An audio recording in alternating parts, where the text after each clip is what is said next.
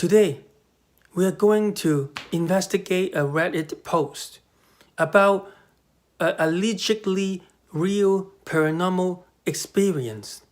Guys, I believe my house could be haunted, but I still don't believe it because my brother always said like this house is haunted and he see things, but it turned out we see the exact same thing, like a woman that looks like our mom wearing a white dress, walking upstairs sometimes, or when we were sleeping and then when we woke up we had sleep paralysis or something like that, and then when we open our eyes our mom is hovering above us, looking down at us.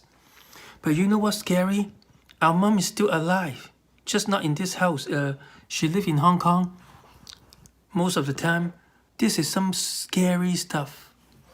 And 2 times when I was in bed, right, I could feel hands crawling under my bed sheet, and I could feel my bed sheets like bumping up, and then it's like a wave getting closer and closer to me, like a wave underneath my bed sheet.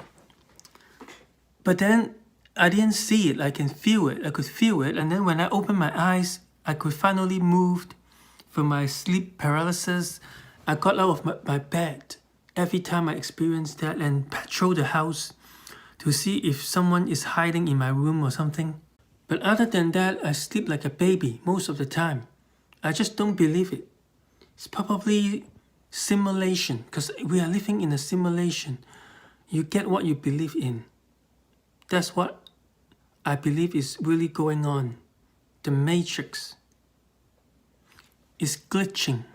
So that's why I do it during the day. So this is the day. Usually I record it at night, just in case. So without further ado, r/askcredit. Posted by user, I like pickaxes. Serious, what's the creepiest/scariest thing you've seen but no one believes you? The music. Only my mom ever believed me about this. Unfortunately, she is no longer alive, so I cannot ask her for any more details than what I have been told while growing up. My dad just never wants to talk about what happened. Why? I used to live in this rented house near an appliance store from convenient. birth up until I was 6 years old. I am 24 now and out of the military, if that tells you how long ago this was. Since it was a small house and I was the younger sibling, and my dad worked nights, I ended up sleeping in my parents' room until we moved out. It should be noted that one side of my bed was against a wall, and the other facing the doorway. I remember having this Cookie Monster plush that I was obsessed with and would never go to sleep without it. If my mom ever tucked me in without it I would throw a tantrum until I had my best friend. Things started to change when I was about to turn 4 though. My mom would wake up and notice I would be sleeping without the plush and that it would be under my bed. Not thinking much of it, she would just put it back in my bed and let me continue sleeping. This kept going on for a couple of weeks until my mom finally decided to ask me about why Cookie Monster would always be under my bed when she would wake up. I remember saying something along the lines of "he is my friend, he talks to me and likes to walk around at night," or something of that matter. From my perspective, I knew I was talking to Cookie Monster because I could see his eyes. You know how he has those big white eyes that stick out. He would talk to me at night and help me go back to sleep when I was scared. My mom played it off as my overactive child's imagination, but it slowly was about to get worse. Over the course of the next couple of months I would have night terrors. No, not simple nightmares. I am talking about full-blown night terrors, so bad to the point I would stiffen up and do nothing but scream as my mom tried to rock me back to sleep. This went on for almost every single night. They were so scarring on younger me that to this day I remember what they were about. I would be laying in bed at night when my Cookie Monster plush would came to life, drag me out of my bed, and pull me under it to eat me.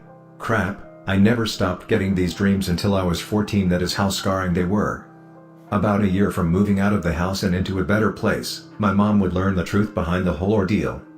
She woke up to some noises one night and heard me out in the living room talking to Cookie Monster. Now you might expecting that I am going to say she saw me talking to the plush, but you are wrong. You might expect me to say that I was laying in my bed and only the plush was out in the other room, but you are wrong. But reality is much, much scarier than any fictional story.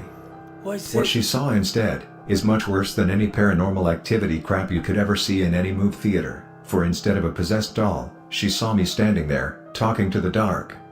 My mom instinctively turned on the light, and as soon as she did, two old guys went running out of the now wide open front door.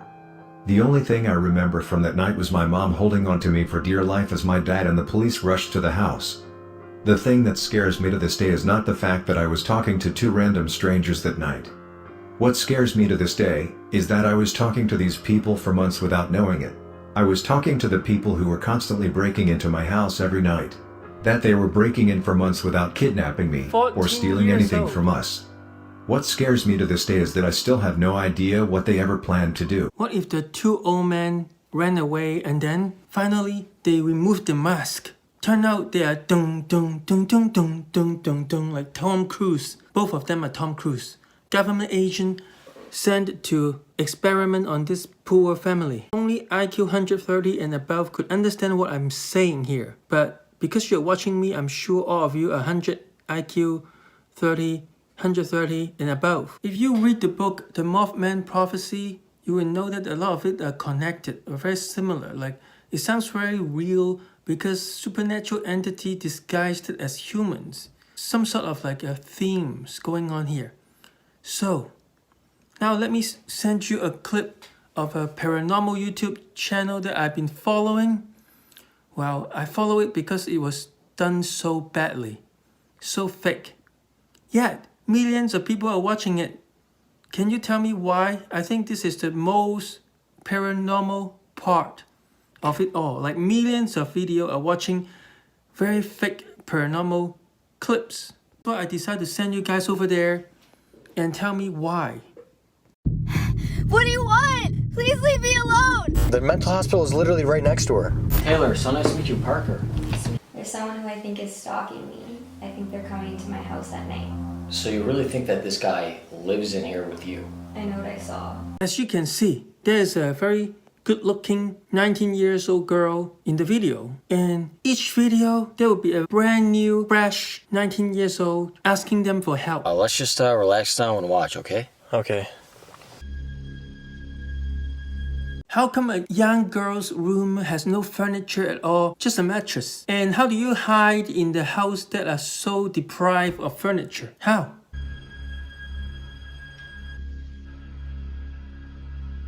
The camera. What? Do you see that? That door's opening. Bro, what the hell is that?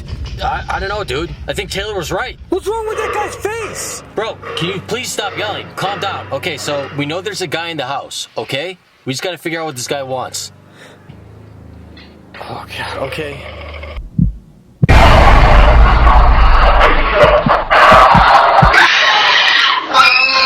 I don't know about you, bro, but I find it highly convincing that each time the monster would be hiding in plain sight, like under her mattress, like right inside her mattress, and then crawl out of it. Yo, dude, do you hear that?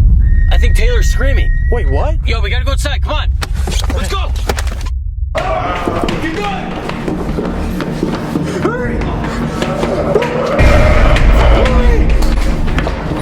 I truly admire the creative courage to write such a convincing plot line. Like if any horror movie can follow it, this formula, it's golden. I mean, yeah, of course, girls don't like feel it when there is a middle-aged man sleeping inside her mattress. Of course they don't know that they are hiding in her closet or basement or etc. or the fridge. So each time it would be followed by them running away from the monster. So when you think about it, it's kind of like the Reddit story. However, the Reddit story took place 20 years ago. So is it possible that like The Simpsons, the fiction is reflecting on reality? Or maybe the world is such a simulation that whatever we are thinking or conceiving in our head will manifest into our reality? So leave a comment below if you have any paranormal experience and what do you think about this whole thing. Why is this channel getting millions of views? And how come no one ever in the comment calling them fake? How come? Like me, when I do something wrong, everybody be like, but them, everybody is like, oh, you look so cute. Why can't I get an audience like that, bro? Help. I mean, sister and brother here. Can you guys help me out, please? They have such a loyal fan base. And this is it. Again, we are left with more question than answer, but that's okay. We're going to continue. If you have any question about paranormal experience, ask me. Maybe I will make more videos such as this. If you like it, subscribe and tell me what you think. Or should I make some paranormal content of my own, like some ghost hunting, like rescuing 19 years old female in distress for comedy quality content? What do you think? Should I go out and save some damsel, right? Contribute to the world, with my muscle?